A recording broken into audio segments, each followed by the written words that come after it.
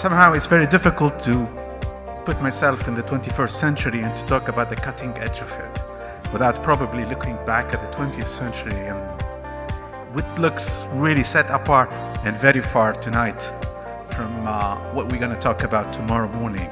We realized that there's no place to hide. This is not about countries. This is not about people. This is not about identities. This is not about status. This is something completely different, and we need to embrace it.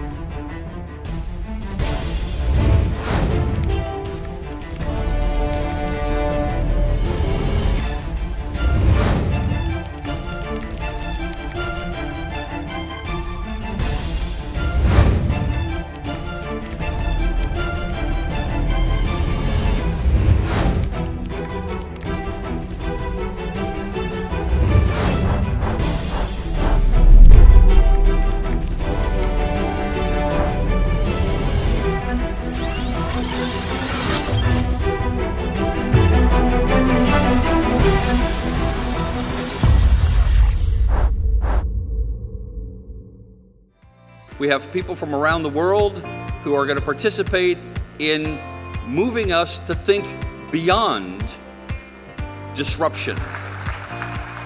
Personally, I look at disruption as a catalyst for positive change. Banks have capital, FinTech have innovation. Banks have economies of scale, FinTech have agility. So collaboration is the only way forward.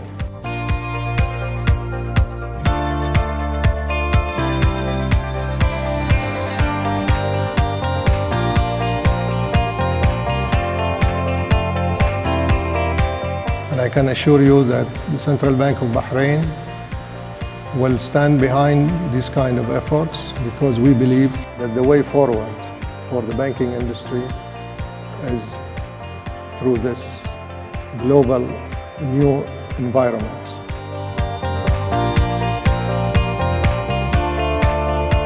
Most people do not trust their banks to have their best intention at heart. So starting with a blank sheet of paper, you have the opportunity to demonstrate that you really do. The millennials, the younger generation, the tech-savvy generation, they don't necessarily like the old way of banking. They don't want to go to the bank. They want the bank to come to them. Free is the new normal. Free is the default price of our time. Why can't banking be free? As people, as human beings, we're going to be spending more and more of our time talking to AI systems. Hello, my name is Rachel. I'm an expert on cell machines. I can talk to you about any of these topics.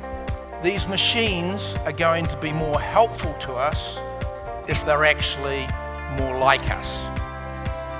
They can respond to us and engage with us, not just with artificial intelligence, but also with emotional intelligence. The underlying technology of the blockchain is this open, programmable software, and the only limit of what you can do with it is your imagination.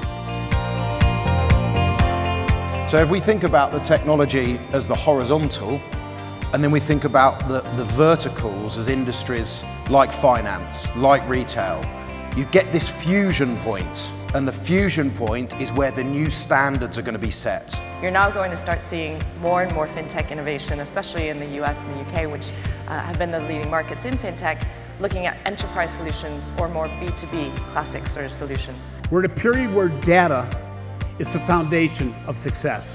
I want a financial institution that's going to use the GPS of my financial profile to tell me what's going to happen, as opposed to the rearview mirror tell me what I've already done wrong. If you look at sub-Saharan Africa, as mentioned, the adoption of mobile money technologies has allowed that region to move extremely fast in terms of financial inclusion. The amount of people who do not have a bank account today, who cannot come into the financial world. If you take the example of wallet, it's exactly meant for those people. You just make it easier for them not to visit a bank branch. And I know, I used to work in a retail bank for 23 years. They're not welcome into the banks because they don't have the money. And banks cannot service them at low cost. That's where technology comes in. I'm very impressed with what I've seen today as far as the vision of the future and the ability for the banks to collaborate and build a new future for the country.